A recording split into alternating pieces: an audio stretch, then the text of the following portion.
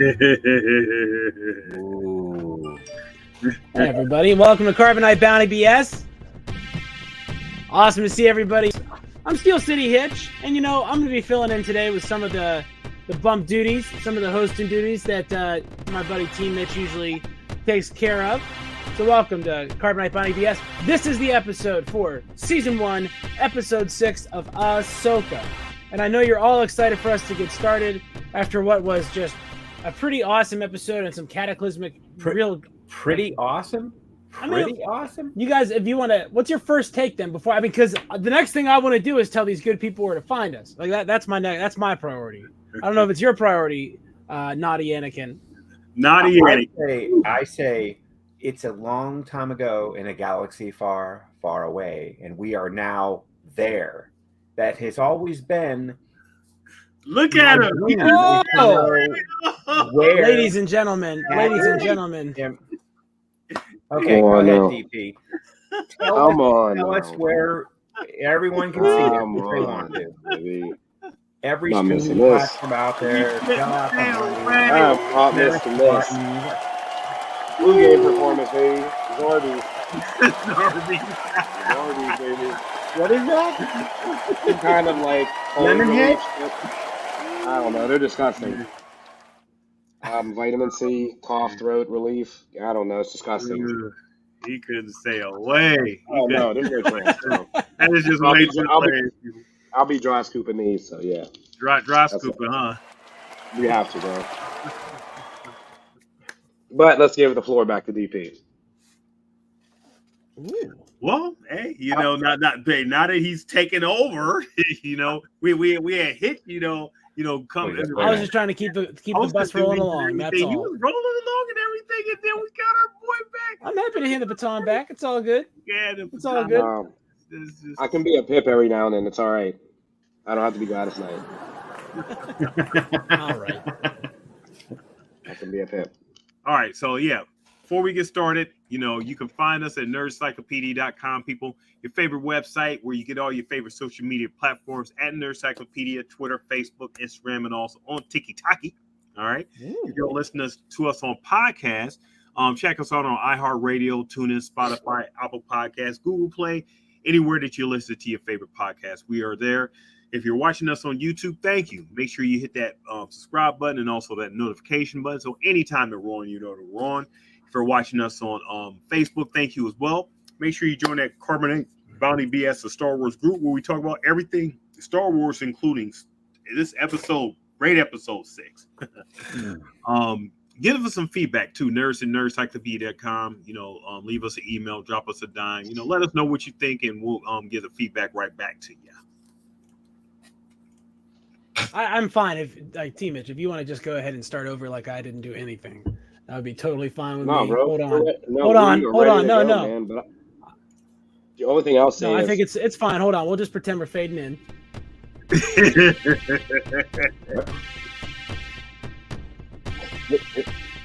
Welcome to Carbonite Bounty BS, guys, with me and the nerds. A restart. All right. Everybody Jordan off the bench, guys. That next sick game. This isn't the Tonight Show here. Yep. It's game 7, man. Come on now. Game 7. He game comes 7, off. No. We're not going to mix this. Come and win it. Well, since we got you in here, T. Mitch, let's get you thoughts. I'll definitely just say this and start, and because this was a great episode, but in all. Ooh. Internet provider issues. Oh, there's vitamin C tablets. We're on. Mate, is your internet groggy?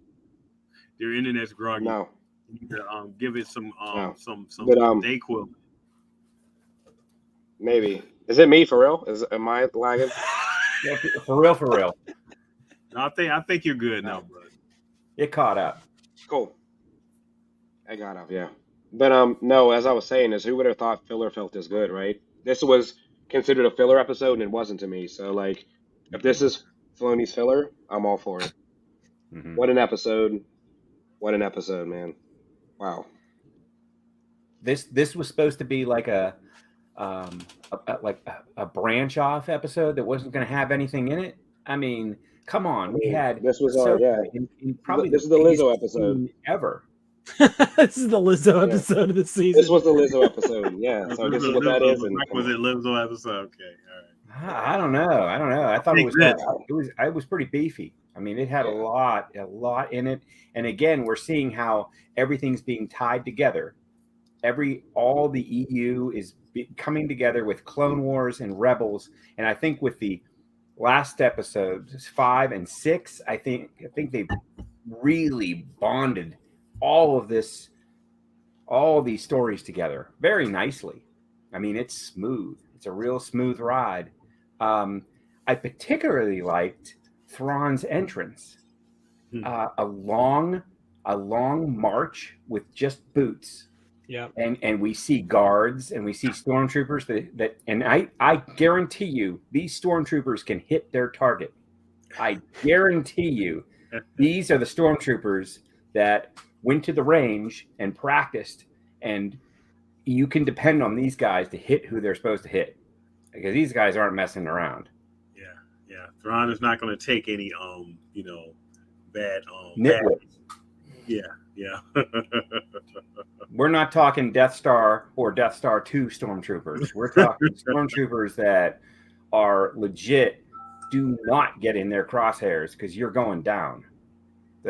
That whole entrance, and the only I'll give one criticism, and then I'll give it off to whoever. But when Sabine and Ezra met, I didn't get the emotion there. I think the reception should have been stronger. I mean, it kind of was like and I don't know, maybe they weren't even in the same room when they filmed this. Could that be possible? Quite. This is Star Wars. I'm just saying, like, maybe they weren't in the same place or something, because I felt like it was a little bit soft. I think there should have been a little more energy when they first met, when they first are seeing each other after what, 5 years? It's been a while. In a minute. It's like 11 years. Yeah. They're 5 years before Yavin, and this is like 5 years after Jedi, and there's 3 years in the middle, so it's like a long time. Like a long time. That was my only. Yeah. So, but other than that, man, I'm gonna watch this again right when we're done, because. Follow my Rogue One. Yeah, Rogue One. He's caught up. He's definitely caught up now. Wants me to watch. I'm watching it. I don't care. Yeah. It's got Star Wars on it. I'm watching it. Yeah. I mean, to your point. It could have been a little bit more emotion, I think, because this is our first time seeing Ezra. It could have been a bigger grand entrance, like how Thrawn got his entrance. Yep. Sabine's been looking for Ezra for this time. The audience, at least the ones who watch Rebels, have been wanting to see where Ezra's been, and he's more or less just like this guy here. That grew a beard, and that's it. Yep. No grand stage or anything like that. Maybe it's a good thing after a rewatch and stuff, but I kind of agree. It could have been a little bit more heft in the build up to, well, not the build up. The build up was real good, but the payoff, to seeing him. Other than that, I thought the personality was there. I thought the relationship between him and Sabine was right there. I'm excited to see Ezra. I mean, I barely remember. I totally forgot this was Ahsoka's show. It's the same thing that happened to Boba Fett a little bit, right? Like we get all excited about Ahsoka, and we talk about it, and it's the name of the show, and then now it's like, oh man, we got to go back to the whale mouth. Like, come on, like that's no fun. And I love that this show kind of lampshades that by having that opener where they're like, tell me a story of this galaxy we're going to, and then they just cut to this story, right? Yeah, I thought that was really, really excellent. As far as meeting Ezra, like how's he gonna act? And I think Ezra has always been sort of a silly, like his relationship with Sabine has always been sort of sarcastic, right? It's like I can't, big brother, little sister type. Right, exactly. Yeah. Like that's like they have that playful banter. And what's he gonna do? Like you'd be like, you have found me, the search for Ezra. Like he's just not that guy.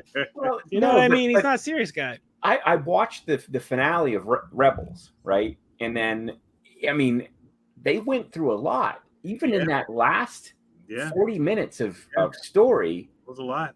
and it was apocalyptic. The end was, Ezra leaving, and nobody knew what happened, and I just felt like Sabine and there should have been more connection. It was sort of standoffish, and maybe that's part of the story. Maybe in the next episode we're going to learn why, because they've got big trouble coming. They have 2 regiments of death troopers coming, night troopers coming, and all they have is the naughty to take care of them. And I don't know. I mean, I think we're going to see better, but I just think that introduction was a little off. Yeah, she well, Ezra said he asked about how did you find her and everything, for the most part, and Sabine didn't want to go through that. I think by design her personality is not one to jump off and get super excited and everything, but I think by her actions and stuff, I mean, I'm beginning to remember she was pretty enthusiastic to see him. That's who she came for, obviously. Right. She went through this whole thing in her own way. Yeah. I guess you're right. I guess her personality sort of lend itself to that introduction. Like when they saw each other for the first time. But she wouldn't tell him anything. He's like, "What? How did you get here? You don't want to know that story." She said, "Just let me have this. I've been looking for you all the time. Let me have this." You've been chilling with the snail people. You and the snail people have been hanging out. I think that's great. But this is my moment. I'm the one that crossed the galaxy to find you.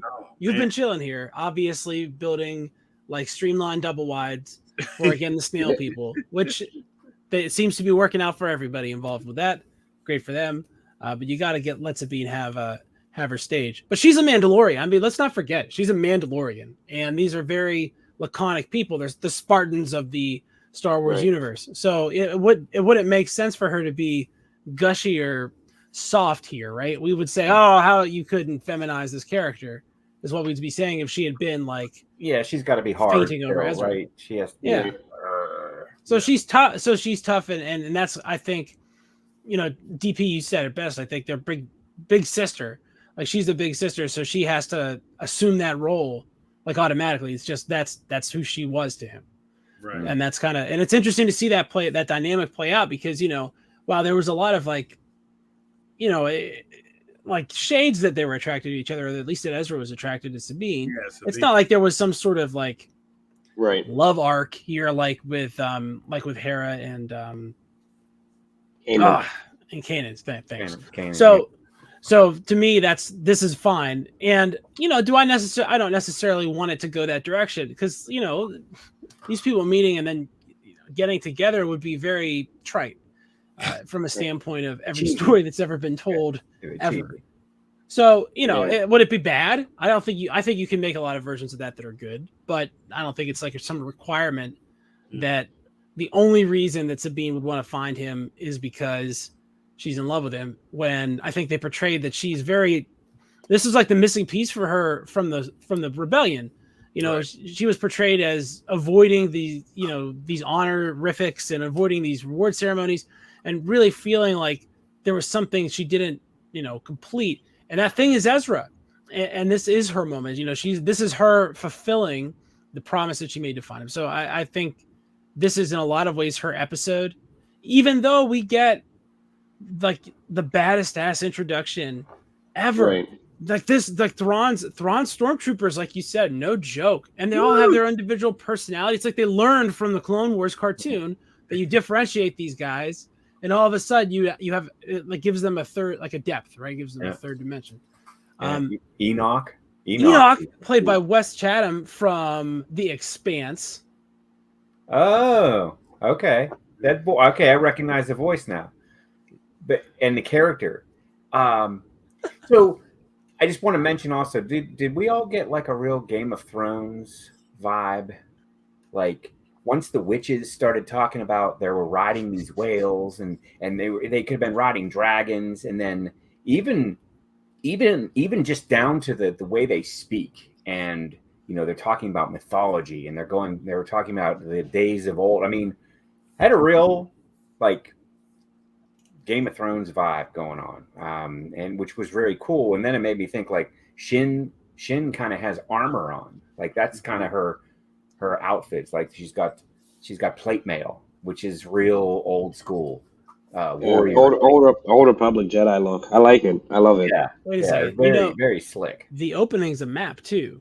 Yeah. Right? Isn't that like the bump at the end is like the map of the galaxy? Yep. So that's another Game of Thrones similarity. Sword fighting bandits getting their asses handed to them by some rando that they should never have messed with, right? That's very like new to the galaxy. Never even should have been there. Why are you even in this galaxy? Why are you even here? It's like when worlds collide. I mean, there's a lot of stuff.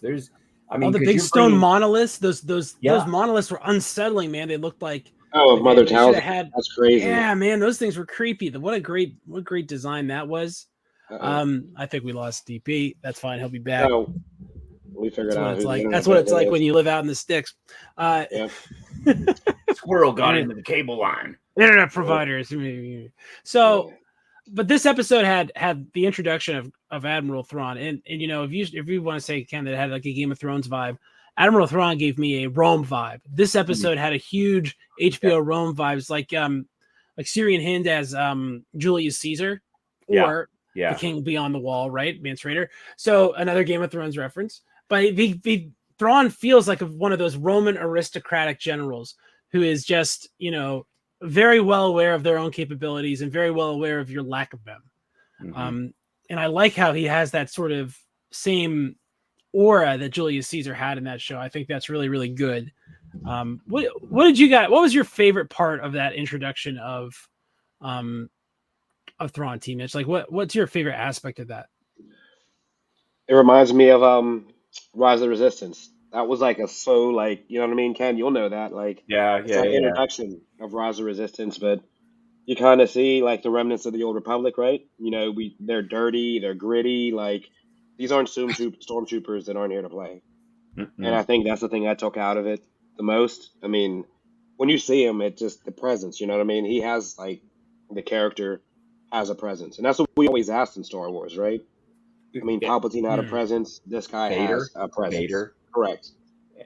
I mean, even from the Sabine looking out that little hole in her room, in her prison cell, that entrance there, just seeing the Star Destroyer, this massive, but also that was wrecked. Damage, right? Yeah, the damage that it took, right? That's not a perfect Star Destroyer. So no, and it was attention to detail was great. And the troopers themselves, they were dirty, they were dingy, gritty. They were real gritty, like they've been through some stuff and everything. And it was many of them. I mean, think of having a command of all those troopers. I mean, sure, he had several thousand battalions of stormtroopers on that ship. Yes. Just waiting. Just waiting. Up. Ready for whatever, I wonder how much they talk about attrition with the troopers. I wonder how that has impacted the crew of that Star Destroyer. This is like such an interesting thing, and you can really believe that Dathomiri and Thrawn had to come to blows to come to their agreement, which seems like now it's very formal. It's like they're doing a minuet dance when he shows up and just parks his car like right on their monolith, right? Almost like kind of like Stargate when they park that ship on top of the pyramid, right? I really dug that, man. I thought everything about that was cool, and I love how it emphasizes the scale of a Star Destroyer, which sometimes I feel like in the Clone Wars those ships are too tiny. Like they don't feel big enough, and the Star Destroyer always to me has felt immense. Right. Well, how about the big payoff that Filoni gave us, right? That Balin told us that basically, as we alluded to, that there are other Jedi academies outside of the main, right? When they talk about Ezra being a different form of Jedi, that's something we always spoke about, which in turn opens up the galaxy to so many more stories, right? Because we focus on the Coruscant Council so much. Mm-hmm. Now that we know that Ezra is a different faction of Jedi, just like there are different factions of Mandalorians. So I thought that was a big risk that Filoni took, introducing basically other factions, which can kind of delve into Luke's Academy and other younglings all over the galaxy. So Yeah, it makes it. I mean, just like how he did with the Mandalorians and stuff, not just one set of Mandalorian stuff. Now you get into different religions and sets and stuff. You know, with the different ways and beliefs of different sets of people, depending on where they're located within areas and stuff. You know, throughout like the galaxy. You know, throughout like the different parts of the galaxy and stuff. So I'm all for it. You know, the more nuance, the more complexity we can get instead of just accepting everything is just one thing. I'm good, you know, and like T Mitch said, just introducing that in itself brings like a whole new ball game. And now that we have Purgles and we can move from galaxy to galaxy, that explains like where did all these Jedi disappear to? They didn't all die. They weren't all killed. So the Purgles might have scooped up a couple of them and took them to another galaxy, and they survived there and started new orders, and maybe they developed new ways of thinking or training their younglings, their Padawans. And there's a whole, I mean, this is huge. Just the opening scene with Ahsoka and Huyang, they were sort of on a new. I mean, it was I got a little like, and I apologize, I got kind of a Star Trek vibe where they're like a boldly go where no man has gone before type of thing. Because this is like legit new stuff, even in our world. Like going to another galaxy, that's practically impossible to the 10th power impossible. And now here they are, and Ahsoka's like, I don't even know where we're going. Just going. When we just leave them in a ship, we don't even go back to them, during the episode. Just leave them there. And like Hitch said, I like the way they just left it with the, galaxy far, far away, and then just cut it as that. And then they don't necessarily have to go back to them because it's all Sabine's story, from for the rest of the episode. From that point on, right? Mm-hmm. And think about what she went through. And what she just experienced and the amount of time that was. And Ahsoka is still traveling. Yeah. Like, yeah. She's chilling and she's listening to a story. And is the story that she's being told the story that's unfolding now? Because where is she in time? Where is she in space and time? We don't know. Well, I certainly have a demand, and that's to put out a David Tennant narrated History of the Galaxy Parts 1, 2, and 3 now. Like, how is that not out now? I don't care if you have to use AI, and then just pay him. Pay him still as much as he wants. Drop that right now. What is Mickey's problem? Mickey is always like, I'm working on it, boys and girls. I'm just busy down here. I'm foiling evil plots in real life. Leave me alone. Oh, yeah, right. Oh, man. Right. You know what's crazy as well that we thought about, and this ties into the Clone Wars, or actually the prequels. Balin's given us a lot of information that's tying this fabric to this whole story. When he discussed that him being at the Coruscant Council, obviously, these were stories they heard of, right? So think about when Dooku was in there tampering with the archives. This is stuff that the Council hid. Yep. They're aware of this planet. They're aware of these, these Night Sisters. They're aware of magic, and he was erasing things, right? Dooku was erasing. He was wiping things from the archives. So, and this could have been something. The unknown regions that could have been erased because he never wanted them to find it, right? Well, I think the time scales really matter here because, like, the galactic civilization is something like 20,000 years old. So this seems to be depicting like the Dathomiri came, and then that's why Galactic Society started, is because they figured out a way to harness hyperspace.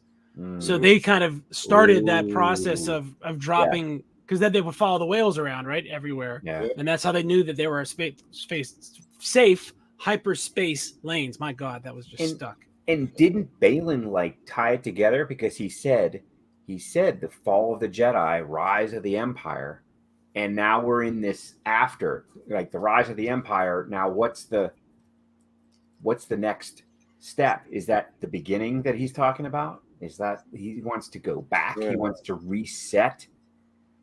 I think Balin is scarier than Thrawn because I don't think know Balin, where yeah, his head's Balin at. he's super conflicted because I think as far as the beginning, he's trying to kill off the old order, which would be like Ezra and Sabine, and maybe start his own in this new iteration. But like, I find him super conflicted because then Shin is like, what are we doing here? What's our mission?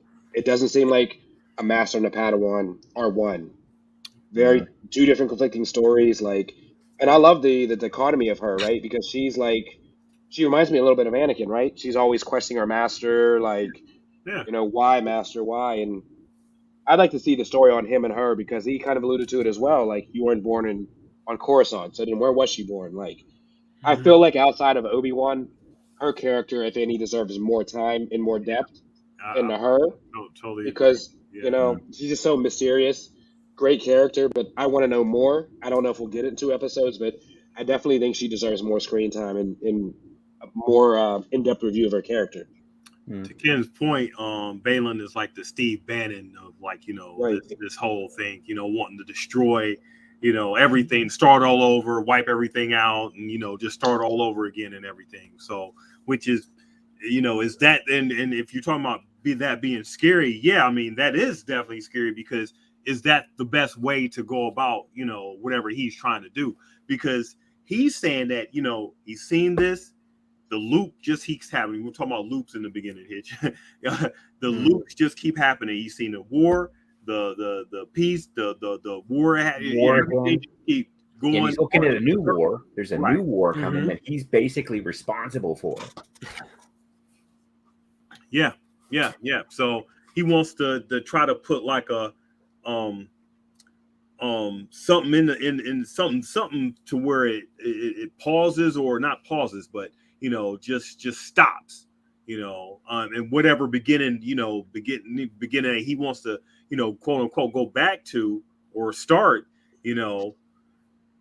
like I said, it's hard to say if that's a good thing or a bad thing coming from what what his motivations are. It's presented as something good, but DP, did you get the Shang-Chi vibes at the end? About him talking about like something's calling to me, like this energy, right? Remember in Shang-Chi? Yeah. I was like, this is like the devil in Shang-Chi that gets him to release it. I feel like that's what he's going to do. He's searching for this like deeper witch energy that'll be crazy if he's able to harness that with the Force. You know what I mean? Or whatever he's trying to find. It's just crazy because there's a lot of plot lines, and like I said, they've been long episodes, but we have 2 to get a lot tied up. Like, how does he get his payoff?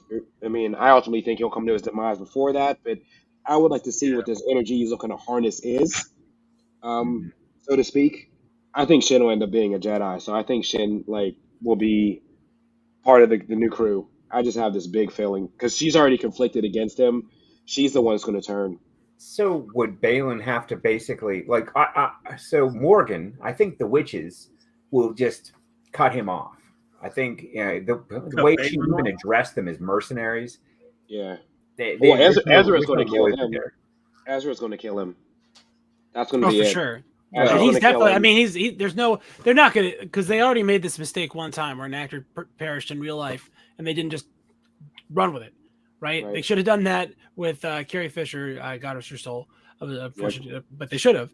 And now they have that opportunity again. So yeah, he's got to go. Unfortunately, and it's unfortunate because he's a great character, and I really want to see more. I really want to see more of him, but unfortunately, the universe is denying us, and we just have to deal with it. Yeah. So I think that'll be the turn for Shin, kind of like on our fallen master. So okay. So she'll take his if he tells her straight up what his deal is, which he's being real like around the bush right now, and I think that's making her question. Maybe she's not in the right place. It's like he won't commit to this relationship. Right. He won't commit to the relationship. And she's like, are we official? And he's like, we are. We have something that transcends labels. And she's just like, we understand. We understand where Thrawn is going. We get it. We've seen the the Empire. We've seen a dictatorship like this take over the galaxy. We know where he's going. Balin's on a different track. That's kind of a mystery. That's why I think Thrawn's scary, and all that. But I still want to know. We know his motivations and stuff. Yeah, I know where he's going. He's angry at the entire universe, basically. So, what do you guys make of the fact that we know that what happens is, the New Republic fails and the Sith rise back up, and then the Jedi fight the Sith? Like, we know that's literally exactly what's about to happen again to these guys on a longer scale. Like, what? I mean, what how does that inform us? Pretty much addressing, right? That's what he says, but then it happens. We know it happens. So, we watched it happen already. That'll be the big fill-in to the First Order, the rise of young Ben Solo. It's kind of we're butting up against that time frame. Keep in mind, I'm guessing by the end of the season finale will be Ahsoka picking them up, right? Because we all seen the trailers. Thrawn gets on this hyperspace rink, and they probably shoot off. So that leaves Sabine and Ezra stuck on this planet, probably Shin. Before the fade to dark, obviously Ahsoka lands, because now it's clear that they are using magic. They're going to try to kill the space whales as they come out of hyperspace. I'm sure she'll do some evasive maneuvers, maybe stumble down on the planet, but I think the end credit scene will be Ahsoka reuniting basically the crew. And that'll lead us into season 2. Basically their way back, right? And whether it be a time jump or whatever, I think the finality will be Thrawn escaping to the galaxy we know, which could be starting the First Order. With all this going on in the background, I still want to see I'm kind of interested to see if we get any Palpatine references, right? Because during this period, he's on that planet and they're experimenting on him, right? So I kind of want to see the beginnings of the Final Order, so to speak, of the First Order. Maybe not seeing him, but referencing, the Emperor is not dead, blah blah blah, things like that. So maybe a subtle hint, maybe a little background music to some extent. That's sort of carrying over, threads of what happened in Mandalorian, right? Right. Yeah. Mm-hmm. Yeah. Very similar. That would have to tie in, yeah. Well, yeah. So yeah, I could see that. I would like to see, and I know we're definitely not going to have it this season, but we need more Thrawn backstory. I think I'm tired of seeing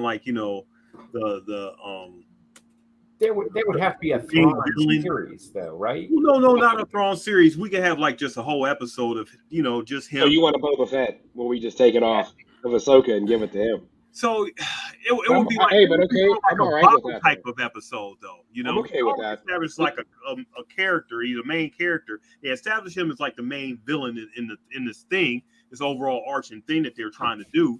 So let's get a little bit of the background. Let's get a little bit more of the chiz, what you guys called it, the chiz tendency. Yeah. Let's get a little bit more of that. How that background. It doesn't need to be a whole series or anything like that. Just give us a little bit more context into why Thrawn has his motivations how he does, instead of just having him painted in blue as just, okay, I'm mad and, I want this and I'm the bad guy. Bam, And he likes magic. He likes witches. Apparently, yeah. And body magic, and he stole their body. He's taking their bodies back to this galaxy from the old galaxy. Yeah. It's so wild. But they're already on a crypt planet where the whales go to die. The symbolism here is so weird. And it's like Egyptian almost. He's almost like one of those guys, like those tomb divers going in there and just collecting all the mummies and just being we're bringing them back to where we're from and we're gonna put them in a museum. And they're mixing. Now you're mixing this galaxy and this galaxy. You're mixing technologies and you're mixing organisms. There's a lot of weird stuff that they could do. They could say bringing the Night and are the Night Sisters all that bad? Yeah, they're pretty bad. I think they're the worst of the worst. They're pretty crazy.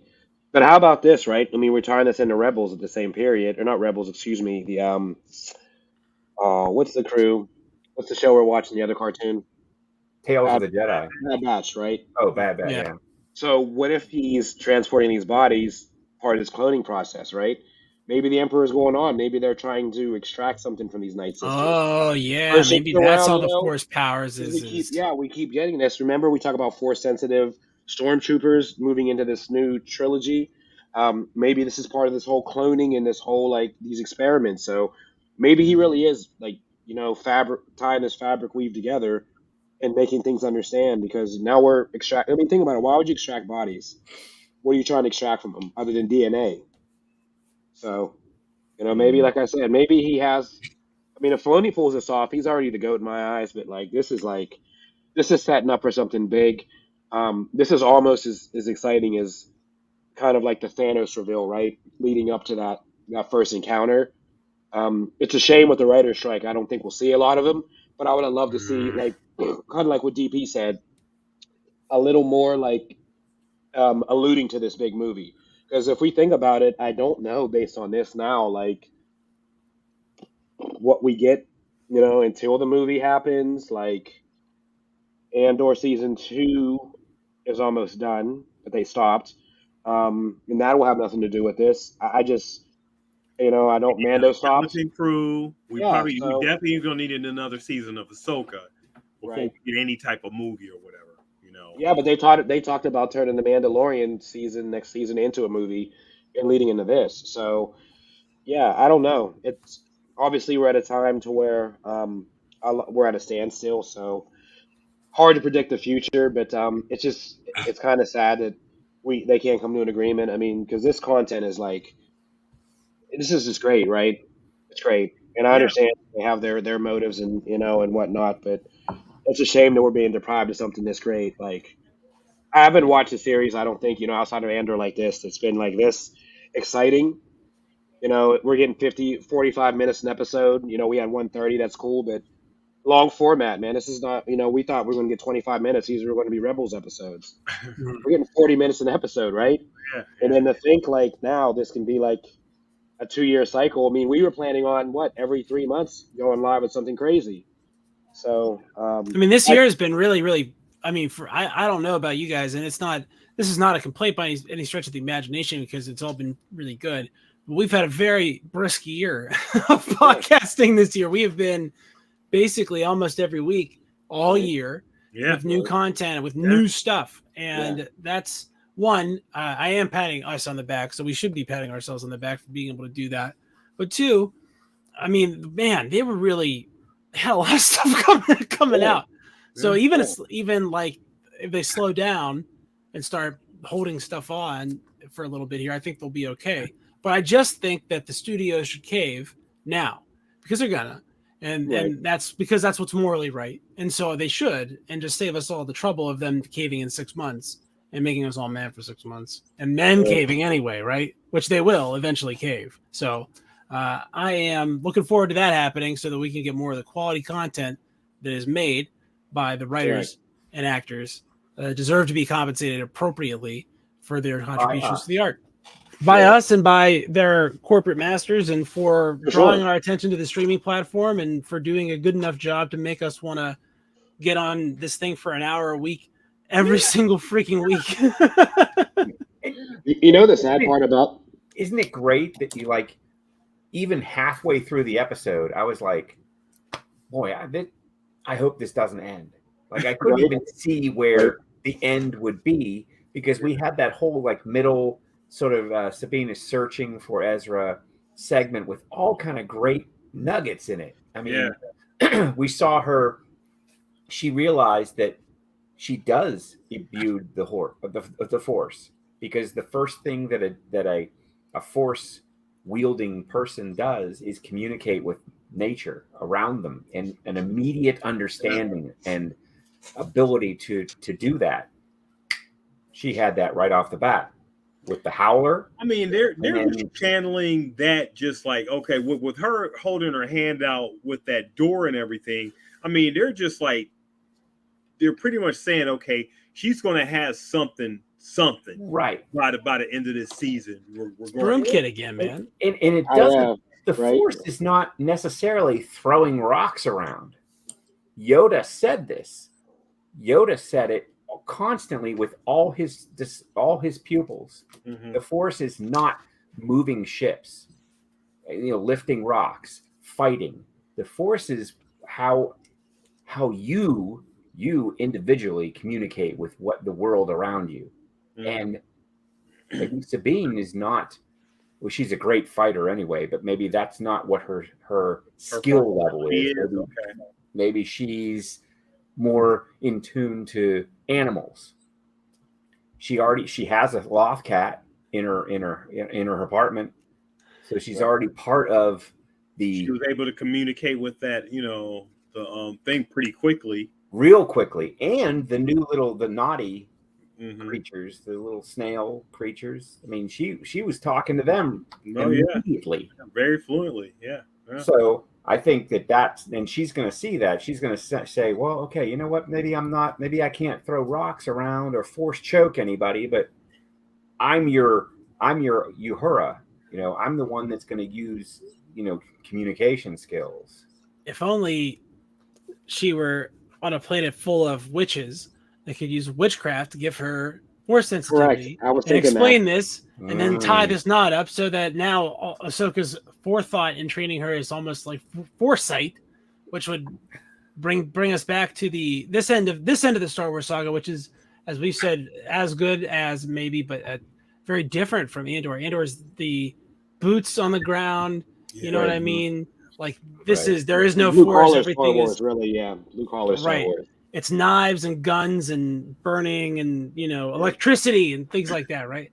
And and this is like the magisterial like inheritance of the ultimate Force mastery that runs the bluest of the blue Jedi blood through Qui-Gon Jinn to Obi-Wan Kenobi to the Dark Lord of the Sith himself to Ahsoka Tano, right? And it's the exact opposite of that. And I think that it's very good for Star Wars that both can do it and both work. Right. I would be okay if Baylan's seeking this power, this energy. I would be, I would honestly be okay if we got that Monica Rambeau kind of moment to where she got kicked into something hit her, which activated, something in her, magic activated the Force in her. I would honestly be okay with that in this series. I think they would be able to deliver it properly because we all know there's an energy on this planet. Baylan seeks it. Something's calling out to him. So I would be okay with that being Sabine's, transformation into some sort of Force user or having abilities.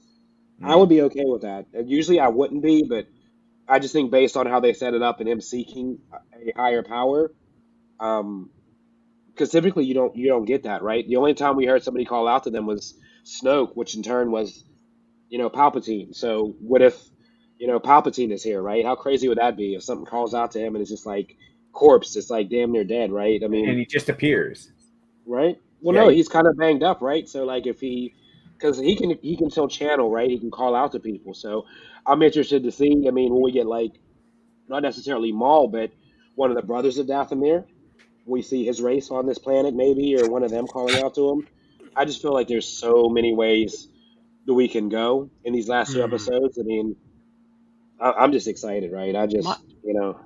My favorite thing is if Palpatine does come back, it would mean like in episode 9, he says that he's like this ancient Force that is from forever and like is just passed down. Why wouldn't he be from this? Like, why wouldn't that have initiated in the same place that's like this Death Yard that calls out to these space whales, that calls out to these space Moby Dicks to come and die here, and is now doing the same thing to a guy we know is probably going to die. So why would that be? Why would there be this ominous, power that just sort of radiates from this place? And if the original Heart of the Sith were here, I mean, it would make a lot of sense. But who knows? There's so many things they could do. I'm just excited for what they have done, and it's pretty good. For sure. Were the whales actually? Did they travel there to die, or did the witches kill them? Well, that's something actually elephants do this, man. This is cool. I mean, it's not cool because it's sad, but when elephants feel their time has come, they have a place they go, and it's like the elephant graveyard, and it's kind of a secret. Yeah, it's a secret. No one is supposed to know where it is, and that's where they go to. That's where they go to. They go to die. So what happens to the immense power that they have when they pass? have the witches been harnessing that? Because those three, we call them Night Sisters, right? Yeah. They seem to be very wise and in tune to what's going on, and seems they have a lot of perception. And have they been absorbing the energy of these force whales that have come to their planet to die?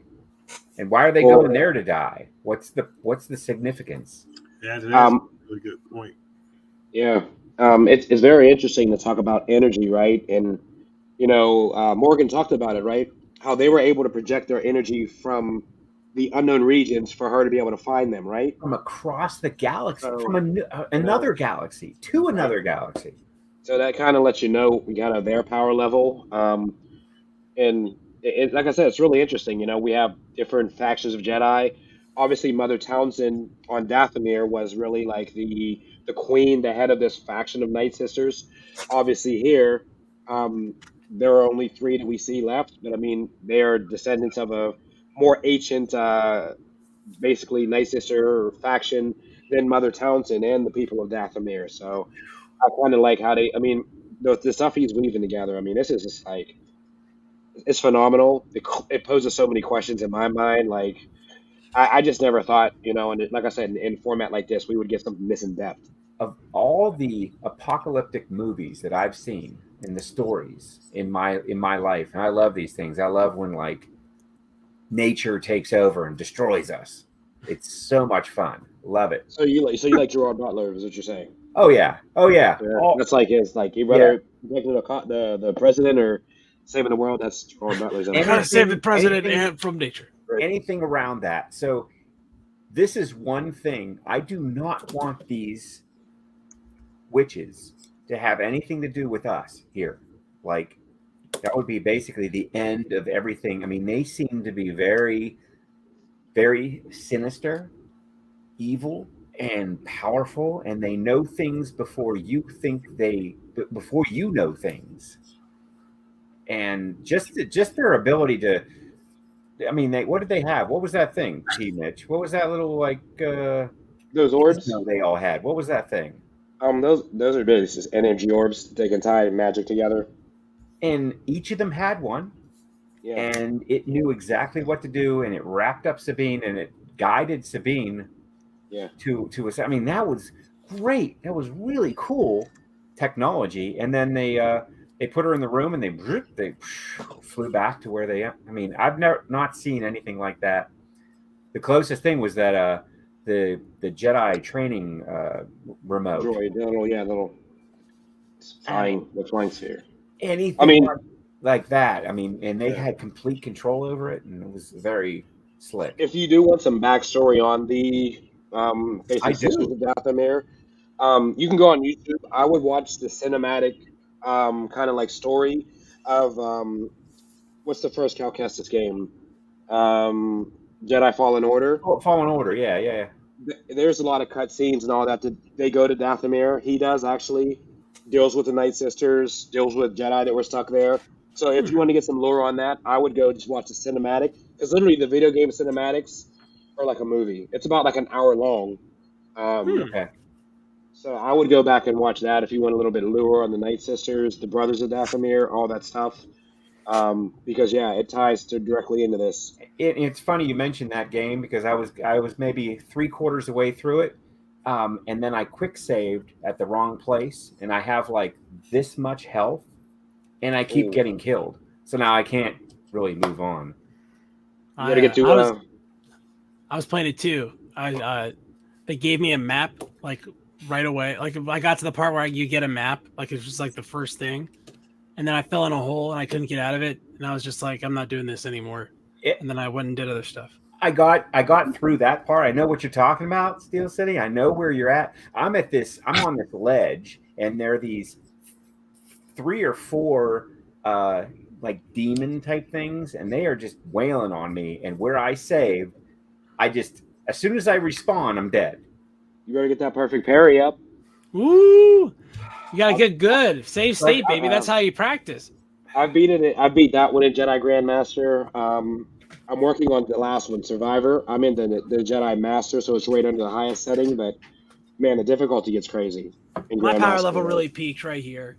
This is where The I'm old the best. rectangle with the red buttons. That's right. I did not spring for the ergonomic one. I do enjoy getting poked in the hand. Although I like I will say, bubble adult wrap hand around the feels. corners.